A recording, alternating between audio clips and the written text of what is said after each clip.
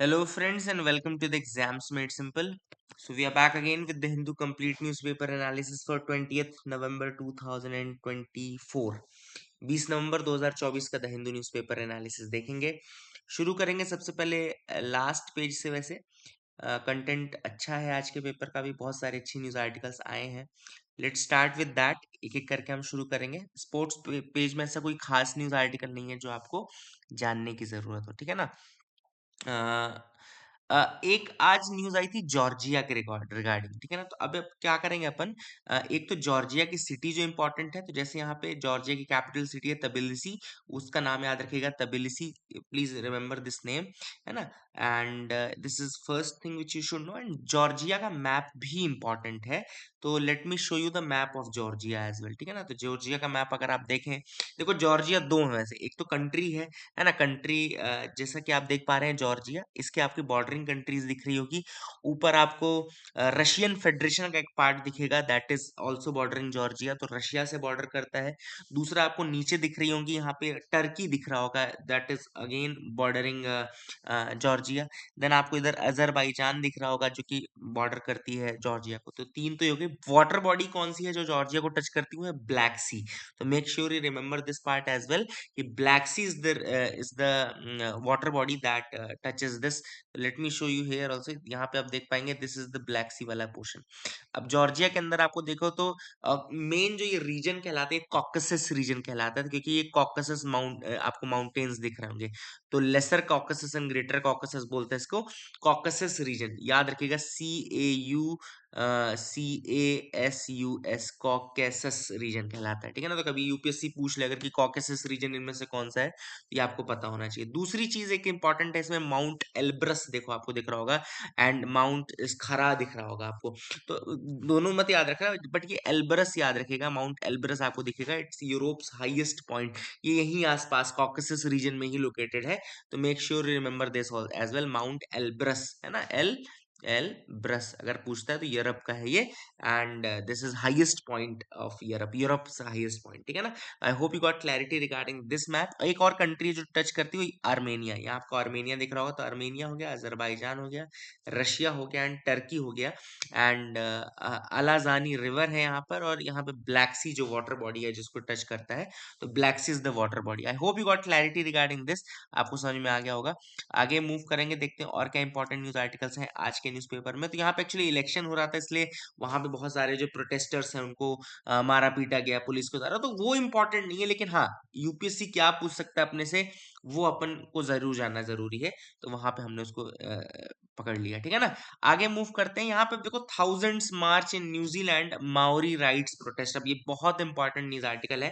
पहला तो इसमें टॉपिक यही है कि माओरी कम्युनिटी कहाँ की कम्युनिटी थी। आपको पता होगा कि जो इनका हाका डांस होता है काफी फेमस होता है, तो ये it is a community of New Zealand. वो पार्लियामेंट में भी किया था किसी ने, है ना। तो इनका जो डांस कहलाता है वो हाका कहलाता है, द वेरी फेमस हाका इज देयर। एंड अब न्यूजीलैंड में तो ठीक है, ये कम्युनिटी का बात हो गया पहला। दूसरा, अभी वहाँ प्रोटेस्ट क्यों चल रहा है? वहाँ प्रोटेस्ट इसलिए चल रहा है क्योंकि वहाँ की एक माइनर पार्टी है, जो कि कोलिशन गवर्नमेंट में है प्रेजेंट की, जो वहाँ पे कंजर्वेटिव गवर्नमेंट है उसकी कोलिशन में है। तो उसने कहा है कि उसने एक ड्राफ्ट किया है बिल, जो कि 1840 की ट्रीटी ऑफ वैतानगी, याद रखिएगा, ट्रीटी ऑफ वैतानगी, WAITANGI, वैतानगी, इसको रीड्राफ्ट करने की बात कर रहे हैं। अब आपके दिमाग में एक सवाल आना चाहिए कि भैया ये ट्रीटी ऑफ वैतानगी है क्या? तो ट्रीटी ऑफ वैतानगी अगर हम जाने, तो treaty of Waitangi is actually a treaty which was between the crown of Britain, Britain के क्राउन और माउरी कम्युनिटी के बीच में की गई थी, ठीक है ना। तो this is very important to understand. It was a treaty of 1840, जो कि ब्रिटिश क्राउन और माउरी कम्युनिटी के बीच में की गई थी। तो उस कारण से उनको लगता है माउरी कम्युनिटी को कि अगर इसको रिड्राफ्ट किया गया तो we will lose many of our rights. देखो यहाँ पे लिखा भी है, अब मुझे ये नहीं पता कि कितना बड़ा, हाँ ये चलो ठीक है, फिर भी थोड़ा जूम हो सकता है, ठीक है। तो यहाँ पे आप देखो, मैंने इसमें नोट्स डाल दिए, ये मैं नोट्स आपको वहां पे भी डाल दूंगा, ठीक है ना। तो याद रखिएगा, ये देखो ट्रीटी ऑफ वैतानगी के बारे में लिखा है, the treaty was signed in 1840 between British crown and various Maori chief. तो माउरी चीफ और ब्रिटिश क्राउन के बीच में ये हुई थी, और ये एक तरह से foundation of relation between Maori and the Crown के सेटअप करने के लिए किया गया था, ठीक है ना। And Maori people are attached to this, therefore they are opposing any change whatsoever in that, ठीक है ना। अगला जो टॉपिक हम देखेंगे वो है unapologetic Azerbaijan drills on for oil near UN led 29 climate talks. अब देखो यहाँ पे क्या चल रहा है, COP29 चल रहा है, किसका चल रहा है, UNFCCC का चल रहा है, ठीक है ना।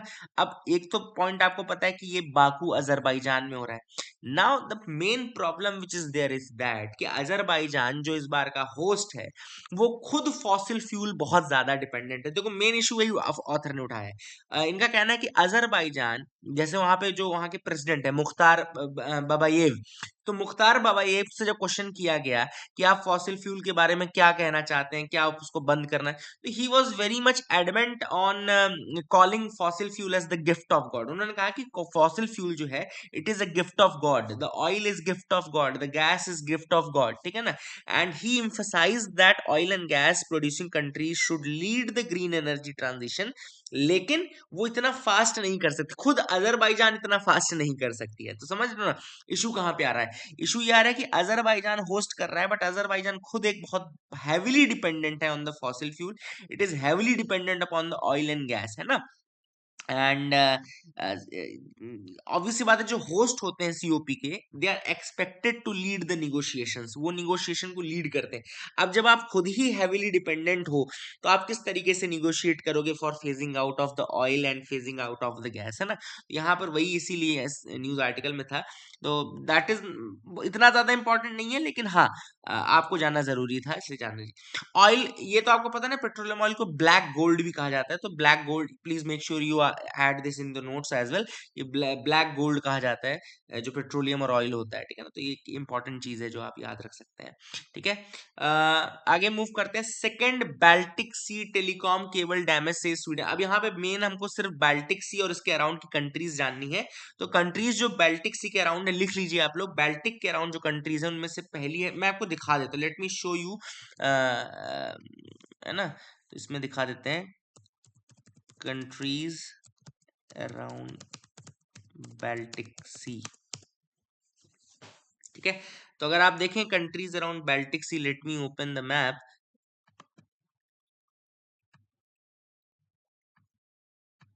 ठीक है, यहाँ पे आपको दिख रहा होगा this is the Baltic Sea, ये बीच वाला पोर्शन जो है ये बाल्टिक सी है, ये वाला जो पोर्शन है ये इतना इतना इतना आपका ये बाल्टिक सी है, ठीक है ना। तो आप कंट्रीज देख लो, आपको यहाँ पे आपको नॉर्वे भी दिख रहा है, यहाँ पे आपको स्वीडन दिख रहा है, फिनलैंड दिख रहा है, ठीक है ना। यहाँ पे आपको एस्टोनिया लातविया दिख रहा है, लिथुआनिया दिख रहा है, पोलैंड दिख रहा है ना, जर्मनी भी दिख रहा है। These are the countries which are actually around the Baltic Sea, ठीक है ना। और यहाँ पे डेनमार्क दिख रहा है, तो नॉर्वे, स्वीडन, फिनलैंड, देन यहाँ पे आपका एस्टोनिया, लातविया, देन आपका यहाँ पे Lithuania, Poland, Germany, these are the countries that touch the Baltic Sea, ठीक है ना। तो इसको याद रखेगा। और बाल्टिक सी में यहाँ पे एक इंपॉर्टेंट पार्ट यहाँ पे भी आपको दिखा देता हूँ, जो थोड़ा मैप बड़ा करके, तो यहाँ पे गल्फ ऑफ बोथनिया दिख रही होगी, this is gulf of Bothnia, जो कि यहाँ पे आपका स्वीडन और फिनलैंड के बीच में है। और फिनलैंड और एस्टोनिया के बीच में आपकी गल्फ ऑफ फिनलैंड आती है। कौन कौन सी, फिनलैंड और एस्टोनिया के बीच में गल्फ ऑफ फिनलैंड आती है। इधर ये रशिया का भी पार्ट, थोड़ा सा रशिया का पार्ट आता है, सेंट पीटर्सबर्ग जिसको बोलते हैं, ठीक है ना। सेंट पीटर्सबर्ग में ही आपका वो टाइगर समिट हुआ था, ठीक है। तो that's very important. Gulf of Riga आपको दिख रहा होगा, लातविया में एक जगह है रीगा, वहां से गल्फ ऑफ रीगा है यहाँ पे। ये आपका बाल्टिक सी दिख ही रहा है आपको, ये बाल्टिक सी है तो बाल्टिक सी दिखेगा ही, है ना। और यहाँ पे आपका नॉर्थ सी है, नॉर्थ सी कहाँ पर आता है, नॉर्थ सी आपका ये नॉर्वे के जस्ट नीचे, नॉर्वे के जस्ट नीचे, और यहाँ पे डेनमार्क के सामने, तो ये आपका नॉर्थ सी हो गया। थोड़ा सा ये सारी चीजें देखो पता होना चाहिए, मैप वर्क है तो ऑलवेज मेक श्योर दैट कि मैप वर्क आपको अच्छे से आता है, ठीक है ना। और इसमें रशिया और ऐड कर लेना, जो रशिया का मैंने सेंट पीटर्सबर्ग बताया है, वो इसको टच करता है आपका बाल्टिक सी को, ठीक है ना। तो लिख लो फिर से countries, Denmark, Estonia, Finland, Germany, Latvia, Lithuania, Poland, Russia, जो कि सेंट पीटर्सबर्ग पार्ट है, स्वीडन, है ना। These are the countries that touch the Baltic Sea. Question आएगा तो आएगा ही आएगा क्वेश्चन, है ना। क्वेश्चन हर साल पूछता है, आपको पता है ये चीज, एंड इस साल भी पूछ सकता है। तो आई hope you got clarity regarding that, इसको आप याद रखिएगा। आगे मूव करते हैं, देखते हैं और क्या इंपॉर्टेंट न्यूज आर्टिकल है जिनके बारे में हमको डिस्कस करना है। You can move ahead with me, आप मेरे साथ यहाँ भी आगे बढ़ सकते हैं। यहाँ पे अभी ऐसी कोई न्यूज नहीं जो question UPSC point of view से आपके लिए इंपॉर्टेंट हो। हाँ, दो टॉपिक अपन और जरूर डिस्कस करेंगे। एक है SFIO के बारे में, है ना, SFIO। तो let me show you in this part only, यहीं पे मैं आपको बता देता हूँ। तो इसको खोल लेते हैं। ये है serious fraud investigation office. What is SFIO? Serious fraud investigation office, ठीक है ना। And serious fraud investigation office को गवर्नमेंट ऑफ इंडिया ने सेटअप किया, ठीक है। तो इंपॉर्टेंट चीज ये भी कि इसको गवर्नमेंट ऑफ इंडिया ने सेटअप किया है। And it was established on 21 जुलाई 2005, 2005 में इसको एस्टैब्लिश किया गया था। ऐड ही बहुत आते हैं, जस्ट वेट वन सेकेंड। हाँ, ठीक है, जो भी करना है कर लो। तो 2005 में इसको सेटअप किया गया था। और सेक्शन 211 जो है कंपनीज एक्ट 2013 का, उसने इसको स्टैट्यूटरी स्टेटस दिया है। पहले एक्चुअली जब ये बनी थी, जब इसका फॉर्मेशन हुआ था ना, तब इसका स्टैट्यूटरी स्टेटस नहीं था। वो आप देख सकते हैं लोग। How to remove this, I actually don't know. Okay, okay. So 2005 में 2015 में इसको एस्टैब्लिश किया गया था। एंड सेक्शन 211 जो है कंपनीज एक्ट 2013 का, उसने इसको स्टैट्यूटरी स्टेटस दिया था। It's a multi disciplinary organisation जो कि मिनिस्ट्री ऑफ कॉर्पोरेट अफेयर्स के अंतर्गत आती है। एक इंपॉर्टेंट चीज ये भी याद रखिएगा कि मिनिस्ट्री ऑफ कॉर्पोरेट अफेयर्स के अंदर आती है, स्टैट्यूटरी बॉडी है, स्टैट्यूटरी स्टेटस दिया गया है। स्टैट्यूटरी मतलब कि लॉ के थ्रू, तो कंपनीज एक्ट के अंतर्गत इंक्लूड कर दिया गया, तो लॉ के थ्रू एस्टैब्लिशमेंट 21 जुलाई 2015 को किया गया था, ठीक है ना। एंड सब multi disciplinary body ministry of corporate affairs के अंतर्गत आती है, जो कि इसमें अकाउंटेंसी, फॉरेंसिक, ऑडिटिंग, लॉ, इन सब के एक्सपर्ट्स बैठते हैं, ठीक है ना। मेन इसका काम क्या है? It is mainly related to investigation of and detection of and detection and prosecuting for white collar crime frauds. White collar जो फ्रॉड्स होते हैं, वाइट कॉलर फ्रॉड्स मतलब कि जो बड़े फाइनेंशियल फ्रॉड्स होते हैं, वाइट कॉलर मतलब बड़े बड़े बिजनेसेस हैं, इन सब में उनको ये मतलब पता लगाती है, इन्वेस्टिगेट करती है, ठीक है ना। एंड आप देख सकते हैं यहाँ पे अलग अलग वो लिखा हुआ है। कंपनी के अफेयर्स में जाकर के देख सकते हैं, अगर उनको लगता है कि कोई फ्रॉड किया जा रहा है, ठीक है ना। या फिर अगर उनको कोई कंप्लेंट मिलती है ना, तो they can also start on that also. इसके अलावा अगर मतलब पब्लिक इंटरेस्ट में वो किसी भी department of the central government और स्टेट गवर्नमेंट की रिक्वेस्ट पे भी किसी कंपनी के ऊपर छापामारी या जो भी चीजें हैं वो कर सकते हैं, ठीक है ना। And I hope you got clarity regarding that. इसको हेड करता है director which is head of department जो होता है वहां पे। एंड रैंक उसकी जॉइंट सेक्रेटरी रैंक रहती है, ठीक है ना। हेडक्वार्टर्स का न्यू दिल्ली में है and regional offices Mumbai, Chennai, Hyderabad and Kolkata में है। तो आई hope you got clarity regarding this SFIO। High court ने SFIO को कहा है कि आप चंदा कोचर को ऑफिस आर के अलग से आप नहीं कर। अब देखो, चंदा कोचर आपको पता है ICICI में है ना। एंड वो अभी बीच में एक केस में फंस गई थी, है ना, on some benefits and all. तो अब यहाँ पे चंदा कोचर के लिए ही उन्होंने कहा है कि आप भैया ऑफिस आवर के टाइम पे ही, आवर्स के टाइम पे ही आप उनको इन्वेस्टिगेट करो। अब अलग से उनको इन्वेस्टिगेट, अलग ऑफिस आवर के बाहर आप उनको क्वेश्चनिंग ना करें, ठीक है ना। उनकी भी ऑब्वियसली प्राइवेसी भी है, प्लस उनकी लाइफ भी है, तो उसको परेशान ना करें। तो that is one thing which was there. I hope you got clarity. अब आगे मूव करते हैं। If diamonds and pencils are made up out of carbon, how is that pencils can write. अब यहाँ पे ये जो आर्टिकल है बहुत ही अच्छा आर्टिकल है, लेकिन इसमें केवल एक चीज है जो कि यूपीएससी पूछ सकता है, वो मैं आपको बता दूंगा क्या है वो। अब देखो क्या है इसमें, पेंसिल्स के स्ट्रक्चर के बारे में बताया कि पेंसिल का जो उनका अंदर कार्बन कोर होता है, आपको पता है ग्रेफाइट से बनती है। ग्रेफाइट की लीड जो होती है उसकी ग्रेफाइट की होती है ना, ये तो आपको पता है, इतना यहाँ तक की कहानी पता है। अब यहाँ पे ऑथर का ये कहना है कि अगर मान लो जैसे जैसे वुड है, अब सॉरी डायमंड है। अब डायमंड में तो आप डायमंड से तो नहीं लिख सकते। दूसरा, आप किसी ऐसी चीज से तो नहीं लिख पाते। तो फिर ये क्या बात है कि आप मतलब how can you right using pencil. तो यहाँ पे ऑथर ने कहा कि जो राइटिंग मैकेनिज्म होता है वो मैं बताता हूँ। तो ग्रेफाइट में क्या होता है, carbon atoms are arranged in layers. Carbon atoms जो ग्रेफाइट में है वो लेयर्स में अरेंज रहते हैं, बहुत पतली लेयर होती है जिसको हम ग्राफीन लेयर बोलते हैं ना, ग्राफीन लेयर बोलते हैं। And they are very weakly bonded, मतलब बहुत वीक कनेक्शन रहता है इन लेयर्स का आपस में। तो इसलिए लेयर्स जो है वो आपस में एक दूसरे के ऊपर स्लाइड करती हैं, the layers they slide over each other, ठीक है ना। तो ये एक इंपॉर्टेंट चीज जो आपको याद रखनी है वो ये है कि the layers they slide over each other and these what is that, yes, they are very loosely connected, they slide over each other, graphene sheets की बनी होती है, ठीक है ना। अब ये क्या होता है, राइटिंग मैकेनिज्म देखो क्या होता है। जैसे सपोज करो मैं ये पेंसिल से लिख रहा हूँ, सपोज करो मैं पेंसिल से लिख रहा हूँ, तो अब क्या करें, जैसे सपोज करो ये रेड ये जो रेड मार्क आपको दिख रहा है, ये सपोज करो पेंसिल का होता, तो ये कैसे रेड मार्क बन रहा है। तो ऑथर ने वहां पे एक्सप्लेन किया कि जब आप इसको रब करते हैं ना, when you rub it over the surface of paper, तो लिखा भी है कि जब आप इसको लिखते हैं, स्लाइड कराते हैं, तो ये अपना जो ग्राफीन का लेयर है वो लेयर छोड़ देता है, वो कलर छोड़ देता है वहां पे, ठीक है ना। It leaves the graphite that slides off on to the paper, क्योंकि लूजली प्लेस्ड है, इसलिए वो लूजली कनेक्टेड होने के कारण वो शीट ऑफ पेपर पे रिफ्लेक्ट होने लगती है, शीट ऑफ पेपर पे आ जाती है, ठीक है ना। तो आई hope you got clarity regarding that, ये आपको समझ में आ गया होगा कि किस तरीके से ये काम करती है। And when you write on the paper, the sheet जो ग्रेफाइट्स है that slides off on to the paper and that leaves the mark, है ना, वो स्लाइड करता है वही मार्क छोड़ देता है, ठीक है। एंड ये ऑथर ने एक और चीज कही कि ये जो एग्जांपल है कंडेंस्ड मैटर फिजिक्स का एग्जांपल है, this is the example of condensed matter physics, make sure you remember this word.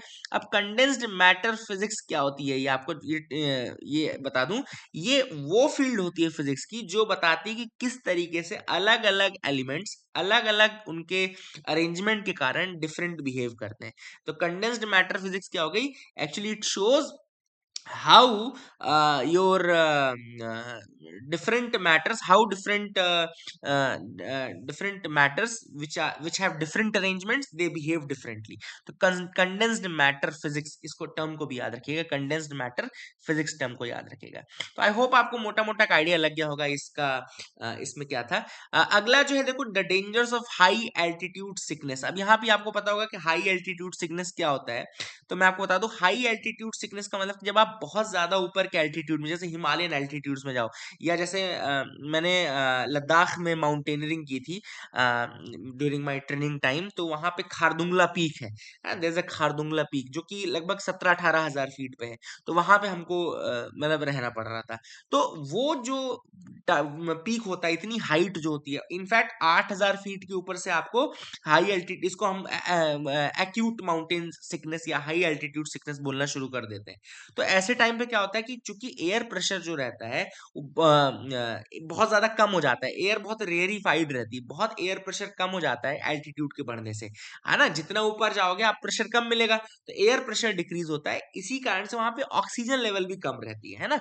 Air pressure कम रहता है तो ऑक्सीजन भी कम रहेगी, एंड वहां पे हाइपोक्सिया की सिचुएशन बन जाती है। What is the situation called, the situation is known as the hypoxia, which is the shortage of oxygen in the body tissues. Body के टिश्यू में शॉर्टेज ऑफ ऑक्सीजन जो है, that is known as your hypoxia, ठीक है ना। तो अब जब आपको एक्यूट माउंटेन्स होगा ना, सिम्टम्स आएंगे, एक्यूट माउंटेन सिकनेस आएगी, तो आपके अंदर क्या क्या चेंजेस आने शुरू हो जाएंगे। तो मैं आपको बता दूं, इसके अंदर इसके साथ आपको हेडेक आना होने लगेगा, आपको नॉशिएटिंग फील होने लगेगा, फटीग आएगा आपकी बॉडी में, और शॉर्टनेस ऑफ ब्रेथ। एक्चुअली क्या होता है, बॉडी कंपनसेट करती है उस लॉस ऑफ ऑक्सीजन को कंपनसेट करने के लिए आपकी हार्ट बीट और ये सब, ताकि वो जल्दी जल्दी प्रोड्यूस होना शुरू कर दे, है ना, डबल रेट से प्रोड्यूस होना शुरू कर दे हीमोग्लोबिन एंड ऑल, उसकी मिक्सिंग वो हो जाए।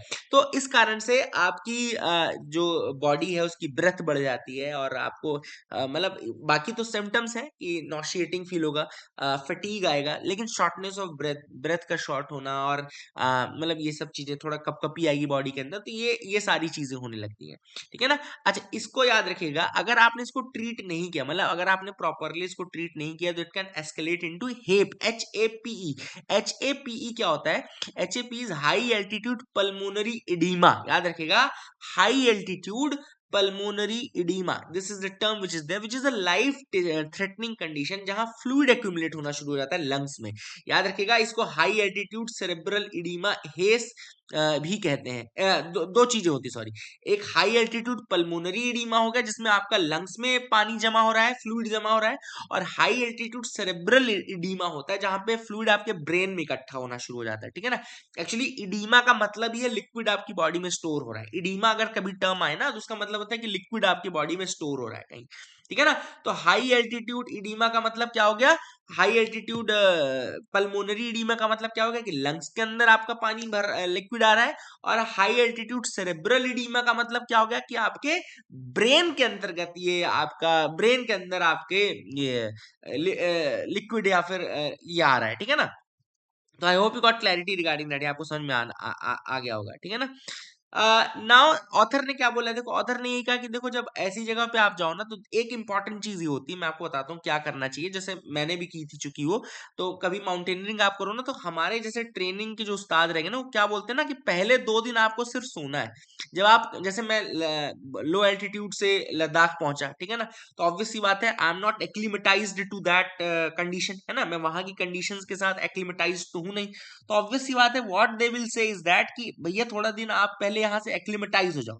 अब एक्लिमेटाइज आप कैसे होगे, तो एक्लिमेटाइज होने के लिए वो क्या करते हैं कि आपको 2 से 3 दिन रेस्ट दबा के सोने के लिए बोलते हैं कि भैया आप सो, कुछ नहीं करना आपको, सिर्फ आपको सोना है, ठीक है। तो वही आपको करना रहता है, वही हम लोगों ने भी किया था, and I use to do that. पहले 3 से 4 दिन जब आप इस तरह से लेटोगे तो you will get acclimatised to that place, है ना। तो that is one thing which is there जो आप कर सकते हैं, ठीक है।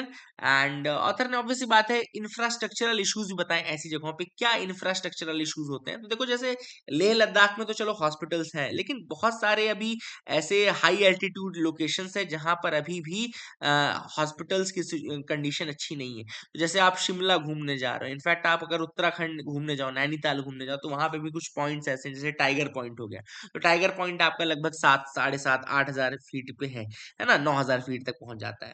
तो वहां पर आपको इस तरीके से हॉस्पिटल्स की ये सब नहीं मिलेगा। तो ऑथर ने वही कहा कि भैया इस सब चीजों से आपको इनके लिए एक पॉलिसी बनानी चाहिए, and there should be state of art medicinal facilities in the high altitude regions of Himalaya, है ना, ताकि वहां पे इस तरीके से ऐसी कोई अगर हेप टाइप की या हेस टाइप की सिचुएशन हो जाए तो उससे लड़ा जा सके, ठीक है ना। तो that is what author has been mentioning in this article. I hope you got clarity. आगे मूव करते हैं। How India could counter the CBM. अब यहाँ पे सीबीएम के बारे में आया, तो सीबीएम है क्या, अपन पहले तो सीबीएम के बारे में जान लेते हैं। सीबीएम है कार्बन बॉर्डर एडजस्टमेंट मैकेनिज्म। ये यूरोपियन यूनियन द्वारा स्टार्ट किया जाएगा, है ना, कार्बन बॉर्डर एडजस्टमेंट मैकेनिज्म। ये स्टार्ट कौन करेगा, यूरोपियन यूनियन इसको स्टार्ट करेगा। एंड इसको बेसिकली वो क्यों स्टार्ट कर रहे हैं, इसलिए स्टार्ट कर रहे हैं क्योंकि कोई भी अगर एक्सपोर्ट आप यूरोप में कर रहे हो, if you are exporting anything to Europe, and अगर उसमें जो भी कार्बन एमिशन हुआ है तो उसके लिए आपको पे करना पड़ेगा। तो देखो मैं आपको दिखा देता हूँ क्या लिखा है। It is meant to ensure that imported products bear a carbon emission cost. मतलब जो यूरोप के अंदर इंपोर्ट होंगे वहां पे कार्बन एमिशन कॉस्ट भी उसमें इंक्लूडेड रहे, है ना। अब ऑब्वियस सी बात है जो चीज यूरोप में बन रही है तो ऑब्वियस सी बात है वो तो सस्ती नजर आएगी, और आपका जब गुड यहाँ से जाएगा तो वो उस पर कार्बन कॉस्ट ऐड करेंगे तो आपका वो प्रोडक्ट वहां महंगा हो जाएगा। तो एक तो आपके एक्सपोर्टर्स जो है उनको बड़ा नुकसान होने वाला है। ऑब्वियस सी बात है exporters will face the blunt of this this decision. क्यों, क्योंकि आपका प्रोडक्ट वहां पे महंगा हो जाएगा। ऑब्वियस सी बात है जब उसके ऊपर अलग से कॉस्टिंग लगाएंगे तो आप उसको सस्ता तो बेच नहीं पाओगे, तो आपको क्या करना पड़ेगा, आपको महंगा बेचना पड़ेगा। तो that is the issue which is there, है ना। अब यहाँ पे ऑथर ने ये भी कहा कि एक्सपोर्टर्स को ये भी मैंडेटेड रहेगा कि उनको इंफॉर्मेशन प्रोवाइड करनी पड़ेगी on the quality, on the quantity and emission of their goods, है ना। उनके जो गुड्स में एमिशन हुआ है उसके बारे में बताना पड़ेगा, प्लस उसके एवज में, मतलब कि उस जो जितना उन्होंने एमिशन किया है उसके एवज में उनको सर्टिफिकेट्स बाय करने पड़ेंगे। काय के सर्टिफिकेट्स बाय करने पड़ेंगे, ये मतलब कितना कार्बन एमिशन उन्होंने किया उसके रेफरेंस में उनको खरीदना पड़ेगा, ठीक है ना। तो that is what has been the case. I hope आपको समझ में आ गया होगा। इतना आपको समझ में आ रहा होगा, and they will have to buy the certificates and all. ये जो चीज फोर्स में आएगी, ये फोर्स में आ जाएगी 1 जनवरी 2026 से। ऑब्वियस सी बात है, देखो it will pose significant risk to India's international trade. हमारे इंटरनेशनल ट्रेड को तो इम्पैक्ट करेगा, क्योंकि यूरोप में लगभग 20% ऑफ इंडियाज एक्सपोर्ट, टोटल जो हमारा मर्चेंडाइज एक्सपोर्ट होता है वो 20% के आसपास यूरोप में ही होता है ना। एंड बहुत सारा हमारा आयरन एंड स्टील वहां जाता है, एल्यूमिनियम, सीमेंट, फर्टिलाइजर्स, ये सारी चीजें वहां जाती है। और ऑब्वियस सी बात है, सारी जो है वो कार्बन एमिटिंग एजेंसीज हैं, है ना। तो ऑब्वियस सी बात है, इंडिया का ये कहना है, अब इंडिया क्या इसके फेवर में है या नहीं, तो नहीं, इंडिया इसके फेवर में बिल्कुल नहीं। इनफैक्ट इंडिया ने COP29 में भी ये चीज क्लियर कर दी है कि ये जो CBAM है, यानी कि कार्बन बॉर्डर एडजस्टमेंट मैकेनिज्म है, ये एक बहुत ही discriminatory practice, it's a discriminatory practice. इसको, इसके बारे में उन्होंने क्लियर कट कह दिया है ना। And this is what has been mentioned by India, discriminatory practice बोला है। एंड डेवलपिंग कंट्रीज को कहा है कि we should create a coordinated response, है ना, for this unjust transfer of responsibilities. तो एक तरीके से उनका ये कहना है कि यूरोप क्या कर रहा है, यूरोप अपनी रिस्पॉन्सिबिलिटी हमारे ऊपर ट्रांसफर कर रहा है। उनका ये कहना है कि यूरोप अपनी रिस्पॉन्सिबिलिटी हमारे ऊपर ट्रांसफर कर रहा है, तो हमको इस तरीके से रिस्पॉन्सिबिलिटी लेने की जरूरत नहीं है।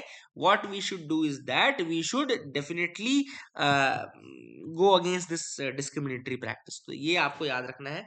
मेन जो ऑथर ने डिस्कशन किया है वो ये किया है कि कैसे हम इससे बच सकते हैं, लेकिन उस वो आपको इंपॉर्टेंट नहीं है, क्योंकि वो आंसर नहीं है, दैट इज नॉट, वो उसका व्यू पॉइंट है ऑथर का, लेकिन वो सही आंसर नहीं है, ठीक है ना। तो दैट इज वन थिंग। अब यहाँ पे लिखा है act fast to mitigate a disaster in the Teesta valley. अब यहाँ पे ऑथर ने जो मेंशन किया है वो तीस्ता वैली के बारे में मेंशन किया है। मैं आपको बता दूं, एक्चुअली ये GLOF नाम की एक चीज होती है, जो कि हुई थी सिक्किम के पास, है ना। सिक्किम 2023 में आपने देखा भी था। GLOF क्या होता है, ये होता है ग्लेशियल लेक आउटबर्स्ट फ्लड। क्या बोलते हैं इसको, ग्लेशियल लेक आउटबर्स्ट फ्लड बोलते हैं। एंड इसका मतलब क्या होता है कि जब सडनली वाटर रिलीज होने लगे किसी ग्लेशियल लेक से। अब आप सोचो ग्लेशियल लेक कैसे बनती है। इनफैक्ट आपने पढ़ा भी होगा, एक मैं आपको ज्योग्राफी में एक टर्म बताऊंगा अभी, तो आप उसको नोट भी कर लीजिएगा। जैसे ये मान लो आपका इस तरीके से एक कौरी या सिरके है, ठीक है ना, मतलब ये ग्लेशियल एक लैंड फॉर्म है, यहाँ बर्फ जमी हुई है। अब ये जब बर्फ पिघलेगी तो ये पिघल के इसका पानी यहाँ नीचे आएगा, है ना। और नीचे कई बार क्या होता है, इस तरीके का डिप्रेशन है तो वो पानी नीचे भर जाता है और एक लेक बन जाती है, लेक टाइप की चीज बनने फॉर्मेशन शुरू हो जाता है, ठीक है ना। इसको कई बार, इसके लेक को हम क्या बोलते हैं, लेक टार्न लेक भी बोलते हैं, टार्न, TARN, टार्न बोलते हैं, ठीक है ना। तो जो लेक ग्लेशियल रीजन्स में बनती है ना, उसको हम क्या बोलते हैं, टार्न बोलते हैं। ये आप टर्म भी याद रखिएगा, है ना, इट्स अ ज्योग्राफी टर्म। आपने जब अगर गोचे लियोंग नाम की किताब पढ़ी होगी तो आपको उसमें मिला होगा ये चीज, है ना। तो अब देखो यहाँ पे इंपॉर्टेंट क्या है, इंपॉर्टेंट ये है कि ग्लेशियल लेक आउटबर्स्ट फ्लड जो होता है, वहां लेक आपने देखी। अब लेक मतलब मान लो सपोज करो बहुत ज्यादा ग्लेशियल मतलब पिघल गए, सपोज करो the glaciers are melting a lot, तो दैट विल कॉज, है ना, ऑब्वियस सी बात है। सपोज करो दूसरा रीजन हो सकता है, जैसे कि डेब्री अगर बहुत ज्यादा है और डेब्री एकदम से हट जाए तो एक तरह से वो खुल जाएगा, है ना, तो वो भी कर सकता है। And it can create catastrophic flooding downstream, जो नीचे के रीजन्स है, डाउनस्ट्रीम रीजन्स जो है, वहां पे भयानक फ्लडिंग की सिचुएशन ये क्रिएट कर सकता है, ठीक है ना। तो that is one thing which you should remember. I hope आपको समझ में आ गया होगा ये चीज। And it's a very significant issue, जो कि जरूरी है कि उसको ट्रीट किया जाए, है ना, क्योंकि ऑब्वियसली बात है क्लाइमेट चेंज के कारण जो ग्लेशियर्स हैं वो बहुत ज्यादा पिघल भी रहे हैं। तो अगर ग्लेशियर्स पिघलेंगे तो that will cause a lot of issues for the downstream people. तो यहीं पे ऑथर ने वही लिखा है कि भैया जो इश्यूज हैं, जो स्ट्रक्चरल इश्यूज हैं, फॉर एग्जाम्पल जैसे आप कंस्ट्रक्शन कर रहे हो पहाड़ के इलाके में, पेड़ काट रहे हो, आपको वहां के लिए रोड मैप तैयार करना पड़ेगा कि किस तरीके से उसके स्ट्रक्चरल और नॉन स्ट्रक्चरल मिटिगेशनल मेजर्स को हम सही कर सकते हैं, ठीक है ना। एंड ऑथर ने वही बोला है कि सेव द हिल्स, आपको एक तरह से हिल्स बचाने, अगर हिल्स आप बचा पाए तो then also then the people will save, है ना। तो याद रखें, तीस्ता रिवर जो है it poses severe threat to Sikkim and West Bengal both, है ना। तो ये एक इंपॉर्टेंट चीज यही ऑथर ने वही कहा कि भैया तीस्ता वैसी भी ऐसी रिवर है कि जो बार बार अपने कोर्स को चेंज करती रहती है, ठीक है। अब थोड़ा सा अपन सॉरी है ना। थोड़ा सा अपन देख लेते हैं तीस्ता रिवर के बारे में कि तीस्ता रिवर क्या है। तो तीस्ता रिवर एक मतलब ईस्टर्न हिमालयाज में राइज करती है, जिसको पौहुनरी माउंटेन्स बोलते हैं। Let me right it down, geography का टर्म है पौहुनरी, पौहुनरी माउंटेन्स, यहाँ से ये राइज करती है, ठीक है ना। And it flows through the Indian state of Sikkim, Sikkim से फ्लो करती है, फिर वेस्ट बंगाल से फ्लो करती है, फिर बांग्लादेश में इंटर करती है ना। तो मतलब सिक्किम में इसका ओरिजिन है, सिक्किम में आपका पौहुनरी माउंटेन रेंजेस है, वहां से इसका ओरिजिन है। सिक्किम फ्लो करेगी, वेस्ट बंगाल फ्लो करेगी, उसके बाद बांग्लादेश में इंटर करेगी, है ना। और बांग्लादेश में इंटर करके वो ब्रह्मपुत्र रिवर से मर्ज कर जाती है, ठीक है। देखिए इंपॉर्टेंट चीज ये भी याद रखना है आपको कि ब्रह्मपुत्र रिवर से वो मर्ज कर जाती है। इंडिया के और बांग्लादेश के बीच में तीस्ता वाटर डिस्प्यूट एक बहुत इंपॉर्टेंट डिस्प्यूट के रूप में है, बहुत ही फेमस डिस्प्यूट के रूप में है, ठीक है ना। तो ये आप याद रखिएगा कभी कि तीस्ता वाटर डिस्प्यूट पूछे किसके बीच में, तो आपको पता होना चाहिए इसके बारे में, ठीक है। तो आई hope you got clarity regarding that, and ये भी आपको समझ में आ गया होगा। एंड ऑथर ने वही कहा है कि भैया आपको इसको बचाने की जरूरत है ग्लेशियर लेक आउटवर्ड्स फ्लड से, उसके लिए आपको जो स्ट्रक्चरल और नॉन स्ट्रक्चरल इशूज हैं उनको दूर करने की जरूरत है, तो वो मैंने आपको ऑलरेडी बता दिए हैं। Daniel Barenboim and Ali Abu Awad presented the Indira Gandhi peace prize. तो ये इंदिरा गांधी पीस प्राइज याद कर लीजिएगा as it is, direct question पूछ सकता है। तो Daniel Barenboim and Ali Abu Awad, ठीक है ना, they have been given the Indira Gandhi peace prize for disarmament and development for 2023, ठीक है ना। अब ये जो डेनियल बैरन बॉइम के हैं, तो क्या है, they are he is a classical pianist, ठीक है ना। याद रखिएगा क्लासिकल पियानिस्ट है, ठीक है। एंड ये आपके जो डेनियल सॉरी दूसरे जो आपके अली अबू अवाद हैं वो क्या है, he is a Palestinian peace activist, ठीक है ना, पैलेस्टीनियन पीस एक्टिविस्ट। तो ये पियानिस्ट है और पैलेस्टीनियन पीस एक्टिविस्ट है, he has been awarded this, ठीक है। तो दोनों का नाम आप याद रखिएगा, दोनों के बारे में याद रखिएगा, ठीक है। I hope you got clarity regarding that as well, आपको समझ में आ गया होगा। India and Italy to negotiate defense industrial roadmap focus on the maritime sector। Prime minister Modi ji अपनी सबसे favourite I think prime minister के साथ है, काफी रील्स आपने भी देखे होंगे। तो अब इंडिया और इटली जो है they are basically negotiating for a defence industrial road map, है ना। डिफेंस इंडस्ट्रियल किस तरीके से डिफेंस का रोड मैप, ये एक्शन प्लान 2025 से 2029 के लिए तैयार कर रहे हैं, अभी इंपॉर्टेंट नहीं है। आपके लिए एक छोटा सा क्वेश्चन जरूर है, क्वेश्चन ये है कि आप मुझे इटली के बॉर्डरिंग कंट्रीज के बारे में बताइए, और इटली कौन सी वाटर बॉडी, बहुत मेजर एक वाटर बॉडी को टच करता है, उसके बारे में बताइए। और इटली के अगर 2-3 सिटीज के नाम बता सके तो वो भी अच्छा रहेगा। तो बस इतना सा छोटा सा मुझे लगता है कि आप ये काम कर सकते हैं, अगर आप करें तो बहुत अच्छा लगेगा मुझे भी। I hope you will be able to do that, ठीक है ना। So that is it for the today's newspaper. I hope आपको अच्छा लगा होगा। Please do like it, do share it. Thank you and have a nice day.